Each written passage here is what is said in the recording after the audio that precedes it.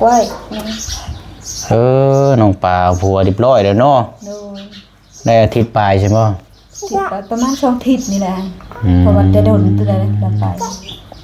ประมาณ2 อาทิตย์นี่แหละไปแล้วบ่ต้องสอง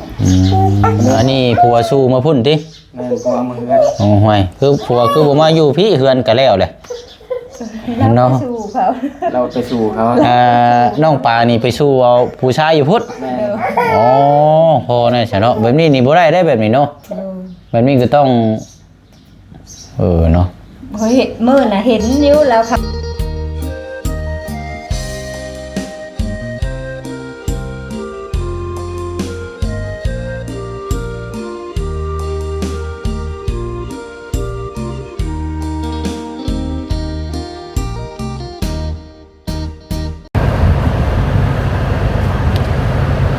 วันเวลานี่เนาะแป๊บเดียวไว้ดีดอนี่เฮียนเลิกตอนแรงเลย2:51 นาทีเข้า3 โมงเลยพี่น้อยเนาะมื้อนี้ก็ถือว่าตัดภาพเปิดกล้องมาพี่น้องเนาะมาพบมาเจอกันอยู่หน้าบ้านเนาะเรือนซานของทางน้องตาหรือว่าทางเบานุ่มพี่น้องเนาะมาก่อนหน้ากับเรื่องเล่าก็มีการแตกเล่าแยกย้ายกันไปแต่กลับมาบัดนี้เนาะก็ได้ยินว่าข่าวดีแล้ววันนี้พี่น้อยกลับมาคืนสู่น้ำกันอีกรอบหนึ่งแล้วว่าสันเนาะน้องตากับเบานุ่มพี่น้อย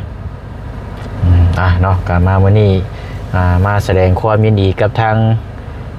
ครอบครัวทั้งน้องเพื่อนน้ำกันอีกทีนึงเนาะถือว่าคันสิว่าการเริ่มไม่ก็ได้พี่น้องเนาะผูกคอต่อยแขนก็เป็นไปได้คันสิว่าก็เนาะเพราะว่ากินงัวกินหมูกันเรียบร้อยแต่กลับไม้บัดนี้ถือว่าเริ่มไม่นะคันสิว่าก็เนาะบ่ให้เป็นคือเก่าเริ่มต้นไม่ให้มันดีกว่าเก่าแล้วบัดนี้เนาะบ่ให้เป็นคือเก่าเลยเริ่มต้นไม่เลยมาเริ่มต้นอีกวันนี้ยังนักกว่าเก่านี่บ่ได้เลยพี่น้องเนาะอย่างใดก็ให้ดีกว่าเก่าเนาะให้สูงให้เกินพอดีผ่านมาเสร็จนี่พอดีมื้อนี้กับพี่น้องเนาะพอดีมาแต่วัดมหาโชคพี่น้องเนาะก็เลยผ่านมาเสร็จนี่ก็แวะเข้ามานี่ก่อนมานี่พี่น้องเนาะเขตของทางน้องตาเนาะกราบสบายดีและสวัสดีพ่อแม่พี่น้องเบิดสู่คู่สู่คนพบเจอกันอีกคือเก่าคือเดิมพี่น้องเนาะการนี้แหละพี่น้องเนาะมาเยี่ยมยามอัปเดตถามความรู้สึกก่อนบัดนี้เนาะหลังจากกินข้าวเบิ้นกันกับเลิกลาพาจากกันบัดนี้สิเป็นนิรัยต่อบัดนี้พี่น้องเนาะเอามีแต่ว่ามาแสดงความยินดีน้ำกันแหละพี่น้องเนาะมาแล้วก็หักแพงเบิ่งแย่งกันแล้วบัดนี้เนาะบ่ให้เป็นคือเก่าพี่น้องอีกเนาะมีอย่างก็คอยว่าคอยจากันกินข้าวกินน้ำก็เอิ้นกันบัดนี้เนาะผัวเอิ้นกับเมียเอิ้นกินเบิดเราจังเอิ้นอย่างเช่นก็บ่ตีกันได้พี่น้องอีกเนาะบางคนหิวข้าวมาแฮงเนาะอย่างไรก็ตามแต่เนาะให้ถือให้ตองกันบ่ให้พิษบ่ให้เลวกันไผมาน้ำฮดเนาะว่าน้ำมาก็เอาน้ำฮดต่ออีกมันยังเปียกไปเลยบ่ต้องเอาไผมาพี่น้องถ้าไผมามันสุกมันห่อนมันล้นมันยากเนาะไปพุ่นละตัดภาพก่อนไปพุ่นละลงไปหาเราก่อนอยู่เฮือนชาติบ่เนาะนี่เนาะ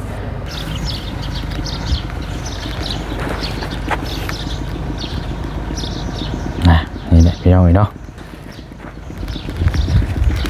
ที่ว่าเขาหูจักกันนี่อีกเคสนี่ก็โอ้ปีปลายได้แล้วนี่กับพี่น้องเนาะแต่ว่ามันคือแหลดคักแท้นี่บ่แต่แท้แหลดว่าแท้นี่เมื่อแรกนี่ฝนตกมาเนาะนี่มะม่วงนี่ก็ใกล้ได้นี่จะได้กินหมากแล้วนี่เนาะเอาเห็นได้เนาะสบายดีโอ้ยิ้มแหละมามื้อนั้นบ่ได้อันนั้นซ้ำเนาะโอ้สบายดีจ้าไงเดี๋ยวแป๊บเดียวเนาะเอาโอ้รถสีฟ้าเขากลับมาแล้วเนาะพร้อมหอบควันคือเก่าแล้วบัดนี้เนาะว่ามันยังดินมันคือชุ่มแท้น่ะโดนไอ้ถังมันหูมันหูชุ่มเลยนี่เนาะว่าแล้วนี่ก็รถมือสองเนาะจังมือสองมือสามแล้วไปหน่อยก็ ได้เลย เอาเนาะก็มาเตะเส้นทางวัดมหาโชคก็เลยแวะก็มาเยี่ยมยามขึ้นมาเส้นนี้พอดี เลย เอาผมว่าไม่ใช่น่ะอ้าวโดยเอาเอาวันจักจีชื่ออย่างมีแต่มีแล้วเอาไว้ต้มเด้อไว้ต้มให้คนน้อย เลยข้าวหรือว่าข้าวอีน้ำหรือว่า ยังอยู่ แกงหน่อไม้นี่ โอ้ยบ่อแกงน้ำไม้เป็นกระเพาะ ก็ไปหาหน่อไม้มา อย่าหลอกบ่เป็นหยังหรอกว่าเจ๊กน้อยกับชีผ้าลงไปหับลูกแน่ยันบ่ทันอันนี้เอาไปกินอยู่นอกพุ่นหรอกเอาฉันนั่งก่อนฉันเนาะนั่งก่อนทางเที่ยวแล้วอยู่เขาซะกันโอ้ติดโทษบ่ เอ้ยว่าน้องมันจำลูกค้างเขาลงไทย เอาเนาะพร้อมหน้าพร้อมตากันพี่น้องเอ้ยเนาะมื้อนั้นก็มาเห็นแต่แม่กับลูกมามื้อนี้ได้ผู้ว่าใหม่มาบัดนี้เนาะว้าย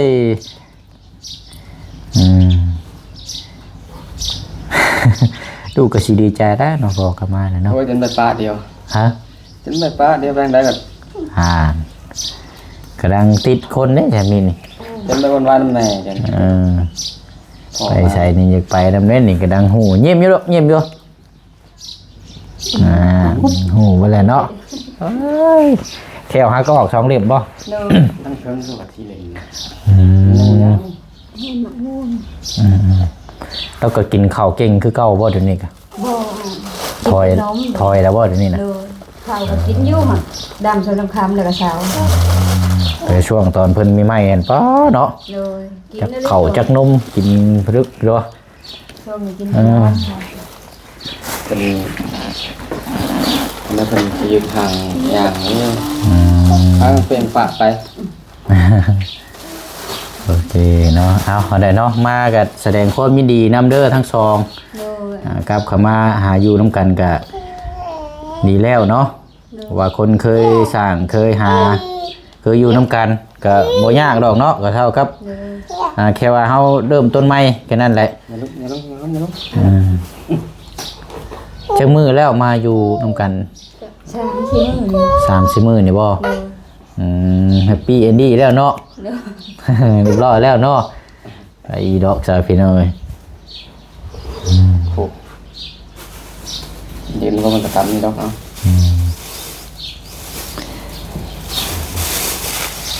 มามือเนี่ยมือว่ามันว่าเสียงที่เขามาถ่ายกันว่าอันช่วงนั้นอันทางบ่นุ่มนี่อยู่เพิ่นบ่สิอยู่เพิ่นแม่เพิ่นบอกแม่น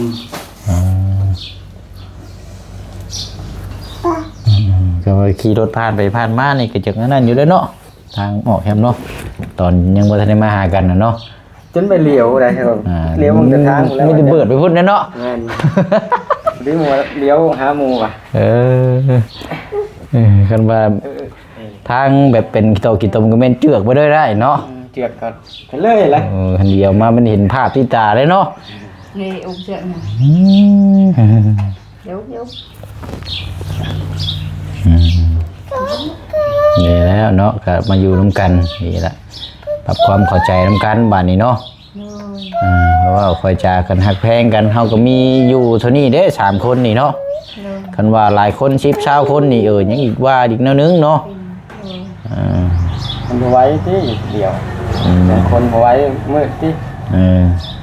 นี่แน่มีแต่ครอบครัวเฮาเนี่ยเฮาคอยว่าคอยจาเอาเนาะว่าคือยกตัวอย่างก็คืออยู่กับพ่อกับแม่หรือว่าน้ำปูเฒ่าไม่เฒ่ามันก็อีกแนวนึงเนาะการกินกันอยู่เฮ็ดเฮ็ดที่เดี๋ยวรวมเนี่ยมาอยู่น้ำแม่บ่คักมันก็อีกแนวนึงได้เนาะนี่ยังดอกนี่เฮาอยู่กับครอบครัวเฮาเองมีหยังก็กินไปบ่มีก็กินคือว่าหั่นแหละแต่เฮาถือกันโอ้ยมาหันหลังใส่กันนะบัดบ่กล้องเลยลูกโอ้ยปันดังให้ทั้งปลาดุงเพิ่นเบิ่งนำบ่คักนะเฮ้ยเป็นงอนบ่งอนเป็นบ่งอนงอนโอมยังบ่โอมนะเฮ้ยเสือกนะอ๋อไม่เสือกนั่งลง มาเถื่อนมาเช้าพาไปคือนมลงเห็นจัด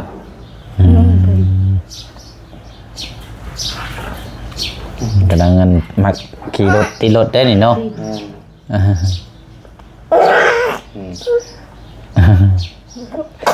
เริ่มเบิ้นได้แล้วบ่ บัดได้แต่บัดแพ้ประชบมันน้ำประชบเป็นนั่นก็เป็นบางช่วงเนาะช่วงเวลา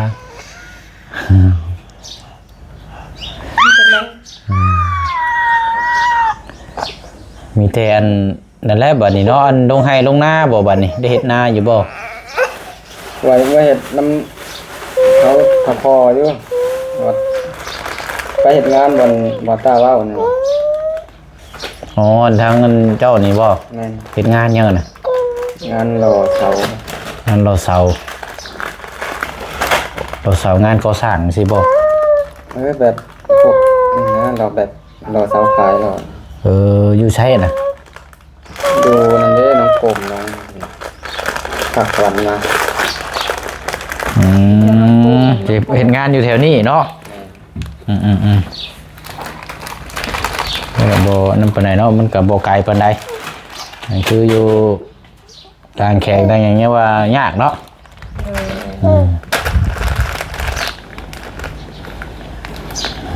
ผักบอต้ากับถามเถอะมันทันได้ไปมันบ้านนี้ไปมันประมาณคนไทยเดือนหนึ่ง3 ล้านเดือนหนึ่ง3 ล้านกีบเนี่ยบ้านเฮาเนาะทำไม่ได้เนาะน้ำก็กินน้องต้าเนาะเป็นจังไดเล่าให้ฟังแน่เหตุการณ์คือมาเปลี่ยนพันไว้แท้มองมาทางนี้ก่อนเด้อเราเนี่ยเมื่อไหร่คือมากินข้าวเบิดน้ำกันบ่ฉันเนาะโอ้ยนี่แหละเพิ่นเว้าอยู่ยาวอารมณ์เป็นใหญ่เนาะเพิ่นว่าแล้วพี่น้อยมีหยังค่อยเว้ามันเปลี่ยนพันธุ์มันแป๊บเดียวแค่คือบ่แล้วเนาะบ่เอิ้นกินข้าวซั่นนี่ซื่อกะมันแม่นบ่มันต้องมีแนวดุเดือดกว่าหันบ่นี่แหละเว้าเองเคยเว้าหยอกอยู่คิดว่าเป็นคือปัดมันมาทานไม้เมื่อยเด้มันลมมันเสียของจัก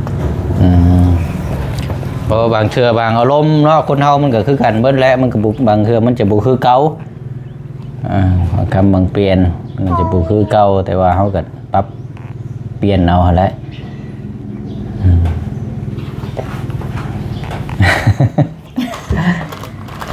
ฮ้อนเนาะโอ้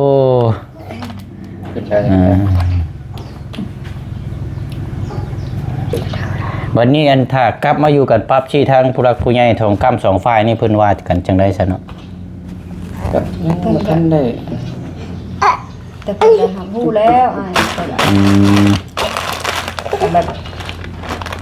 สิคองคือเก่าแล้วเอาใหม่แต่งใหม่มันเท่ากับต้องเริ่มแต่งใหม่ได้บัดนี้เนาะเพราะว่าเฮากินฮีดผ้ากันนี่เด้เนาะต้องคันว่านั่นก็ปลูกคอตัวแขนแบบแขนน้อยเนาะเริ่มไหมแบบนี้บ่ใบผูกดอกแบบคันว่าหาได้แหละค่ะมีแต่บอกเพิ่นแหละค่ะบอกทำฮู้แบบซี่ก็พอบ่อ๋อเพราะเฮาเคยแต่งกันมาเลยเนาะ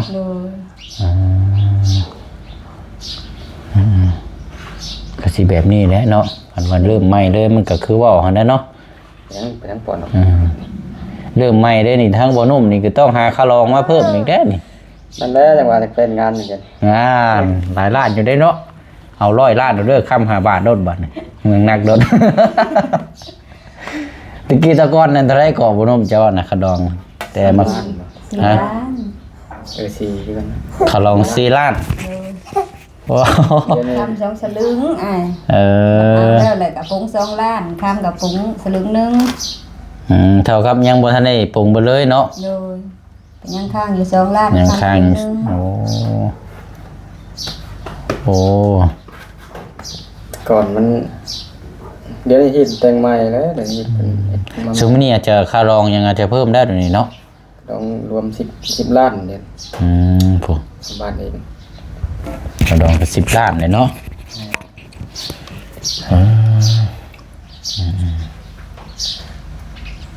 เนี่ยเนาะมีแต่ว่ากลับมา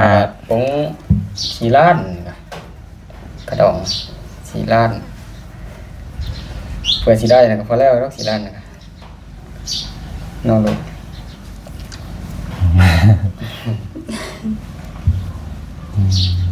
และทั้งผู้รักผู้ใหญ่ทั้งพ่อเฒ่าแม่เฒ่าทั้งสองกำสองฝ่ายเพิ่นทำฮู้น่ะเพิ่นว่าโอ้เพิ่นดีนำกับเพิ่นก็บ่มีหยังแล้วเนาะ โดย ก็ เป็นผู้ตั้งใจทำสงขายแล้ว ทำมาหากินสู่อันคือเก่าหั่นน่ะเนาะ เลย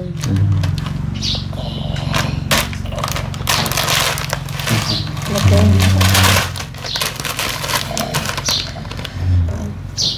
ต้มไปเลย นั่นแหละคิดไปเห็นมาผู้เดียวบ่มักดีนะอยู่ซื่อกัน คิดผิดแล้วนี่บ่น อยู่ดีก็เสียเงินว่ะ มันก็ขึ้นกับเฮาเบิดนั่นแหละไปกันเนาะว่านะทุกคน ว่าแล้วมันผาดแล้ว ผิดพลาดเนาะปกติแล้วผิดพลาด มีพิษมีเทคเรื่องเทียงเดียวแล้วรวมกัน วันนี้สิบ่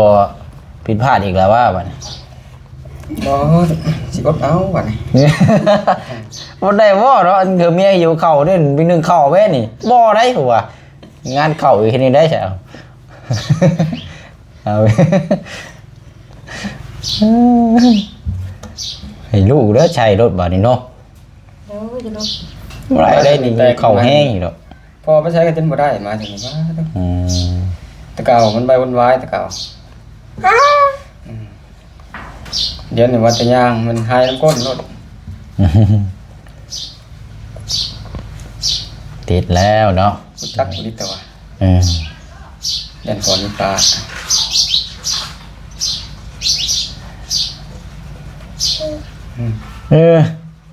ใช่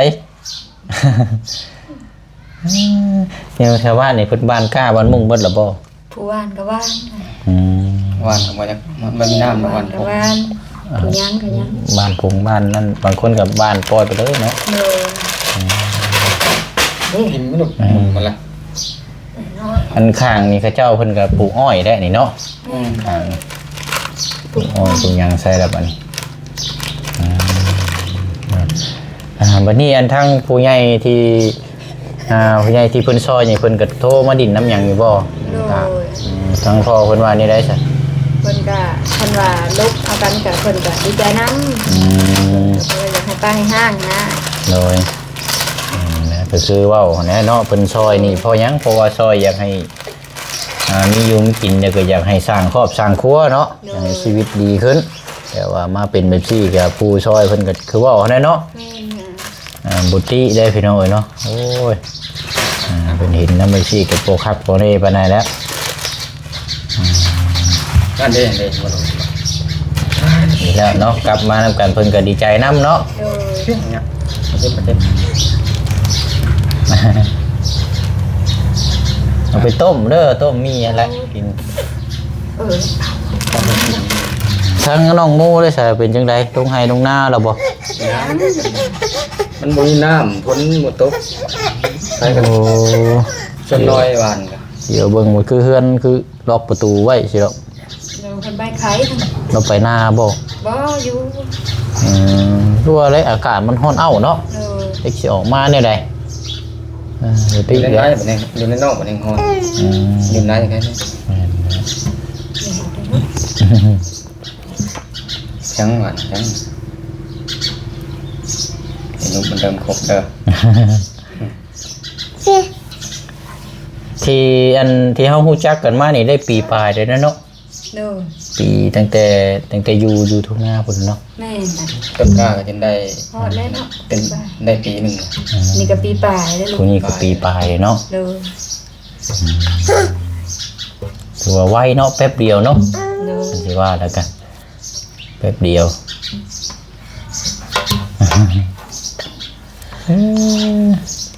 บ่ได้ซื้อแล้วเนาะ ทางอันนี้ก็เนาะจักเป็นยังไงทางน้องป่าน้องหยังเพิ่นก็อยู่เฮือนชานอยู่บ่เดี๋ยวนี้ เพิ่นเอาผัวได้ น้องป่าเด้ โด เออ เราเมินผัวเรา เราเอาคนลาวนี่บ่ โดคนน้ำใต้ มันน้ำใต้ อ๋อ ช่างมัน น้องป่าผัวแล้วเนาะเออเอาแต่หึงนะบ่น่ะเนาะ น่าจะเอาวันคิดหลักไว้ เอ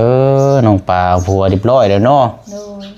ได้อาทิตย์ปลายใช่บ่ ทิศประมาณ2 ทิศนี่แหละ อืม เพราะว่าจะโดนตัวใดดับไปประมาณ2 ทิศนี่แหละ ซ้ายแล้วว่าตักสอง อืมจะได้กันนะบัดยามนั้นบัดนั้นจังมาอยู่นี่ก็ได้เนาะมันเป็นของเฮาอะไรบ่หยังเนาะ หักย่านแต่ก็มาอยู่กับย่านมันบ่เข้าเด้มันเกี่ยวกับเอาสู่เลย อืม เป็นเมื่อสู่เมื่ออยู่บนผัว อืม นอกจากว่าผัวมาอันนั้นแบบว่ามาสู่ทั้งนี้คือแบบมาสู่อันนั้นมาอยู่ก็ได้ด้วย อันนี้ผัวสู้มาพุ่นติ แม่นก็เอามาเฮือน โอ้ห่วยคือผัวคือบ่มาอยู่พี่เฮือนก็แล้วแหละ เราไปสู่เขา เราไปสู่เขา น้องปลานี่ไปสู้เอาผู้ชายอยู่พุทธ แม่ อ๋อพอนะใช่เนาะแบบนี้นี่บ่ได้แบบนี้เนาะแบบนี้ก็ต้องเนาะ เฮ้ยมื้อน่ะเห็นอยู่เราขับรถไปเฮาเลยว่าเราไปเฮ็ดงาน อืม มันน่ะเห็นน้องมิตาว่าเราไปสู้กับผู้ไปสู้นะแบบสู้ ไปสู้เอาเนาะยังบ่ทันได้ใบคอกันนะว่าเนาะ ยัง ยังมีดอกเนาะ เราไปสู้เลยนะ บ้านไหนเกาะ นั่งใต้นี่ นางคำใต้ เลย อืม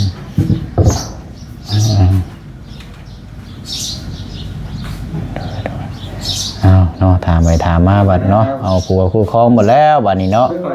สั่งครอบสั่งครัวอะไร มันสู้กัน อืม เรื่องแบบนี้เนาะ โย่บ่ต้องให้ผู้ชายได้มาสู่อยู่เฮือนเลยเนาะจังสบายอันนี้บัดคือว่าหั่นแหละเนาะเฮาบ่มักเขาก็ต้องไปสู้เขา เฮ็ดได้กันกำลังจะมือเบาเนาะ คันบ่ไปสู้บ่ยันว่ามุงบ่เอาบ่ตีแล้วเนาะ โอ้ยเนาะเอาเนาะ ว่าเราไปเฮ็ดงานมื้อเห็นขี่รถจักรไปกับกระเป๋าแซกน่ะถามน้องมิตาบ่ได้ว่าเราไปเอาพวงเพื่อนกันแล้วว่าลอกไว้ เอาไว้ดูแลไว้ไปมาหาสู้เท่านั้นเนาะ แล้วก็เที่ยวไปเที่ยวมาอยู่ ได้เอาใช่เนาะยินดีนำทางน้องปลาไปหน่อยติดตามเบิ่งน้ำกันไปมาหาสู้ก็แวะถามทั้งน้องเพิ่นนำให้พี่ให้น้องติดตามเบิ่งน้ำกันนั่นแหละเพราะว่าเป็นอีกเคสหนึ่งที่ผู้ใหญ่สดซอยทางทีมงานเฮาเนาะซอยสุ่มกันจนได้เฮือนได้ซ่านจนแล้วจนทั่วเบิ่งครอบเบิ่งในชีวิตบัดนี้สิเป็นจังไดก็ยินดีนำไว้ดวงหน้าเนาะจะเป็นจังไดกันอันนี้ก็อีกคือกันเนาะอันนี้ก็ให้ปรับความเข้าใจกันแล้วก็เริ่มต้นใหม่เด้อสมเจ้ากันเนาะมีหยังก็เว้าแน่เนาะว่าพอจากันบัดนี้แต่ว่ามันผิดพลาดมาแล้วก็เฮาก็ นั่นกิน มากับแก้ไขใหม่เนาะ จะไปใช่บันแล้วแม่บ่มันไปแล้วไป เนาะเอาเนาะเว้าไปเว้ามาถามอัปเดตเดี๋ยวก็สิได้หัวเต้าได้บัดนี้ 3:00 นปลายแล้วสิมารับลูกก่อน 4:00 นพอดีแหละวิษณุพุ่นไปหาเด้อน้องเด้อทั้งสองเด้อทั้งบ่นุ่มน้ำเนาะแสดงความยินดีน้ำเนาะ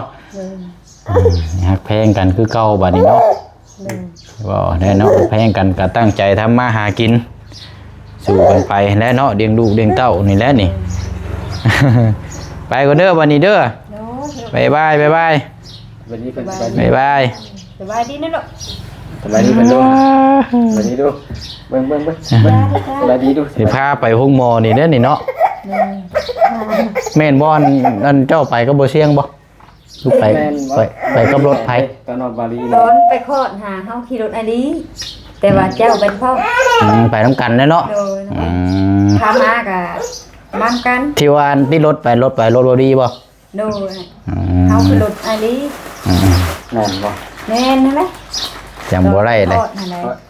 ตอนไปห้องหมอหั่นแหละ โดยบัดต้นมานี่ก็เฮาหาขี่รถเอ้ยบุญ อืม แล้วก็ต้นกล้าขี่รถเจ้า โอเคเนาะเอา3 4 9 4เนาะเด้อจะเด้ออยู่ดีมีแห้งเด้อเอาสู้ๆเนาะบัดนี้ยินดีนำเนาะกับ สิได้เดินทางก่อนบัดนี้ไปก่อนเด้อเอาเนาะอยู่เย็นเป็นสุขบัดนี้เนาะพร้อมครอบพร้อมครัวเฮือนซานเริ่มต้นใหม่บัดนี้พี่น้องเนาะเอาพุ่นละพี่น้องทั้งน้องปลากับมีครอบครัวแล้วบัดนี้เนาะก็เริ่มเอาอาทิตย์ปลายนี้ไปสันเนาะไปสู้เอาอยู่บ้านผัวแต่ไปสู้นี่ก็คือเพิ่นว่าได้เนาะบ้านขึ้นซ่านนี่ก็ต้องเอาไว้ดีก้อนได้พี่น้องไปเนาะเรื่องราวสิเป็นมาจังใดก็จังว่าจังคุยน้ำกันแต่ทีแน่ๆนี่ขอตัวเดินทางก่อนบัดนี้พี่น้องเวลาแล้วเนาะสิไปรับทางลูกสาวอยู่โรงเรียนก่อนเอาเดี๋ยวพ่อๆกันในคลิปหน้าได้พี่น้องเด้อเนาะอยู่ดีไม่แห้งรับด้วยคือเก่าคือเดิมเนาะบ๊ายบายได้พี่น้องเด้อสบายดี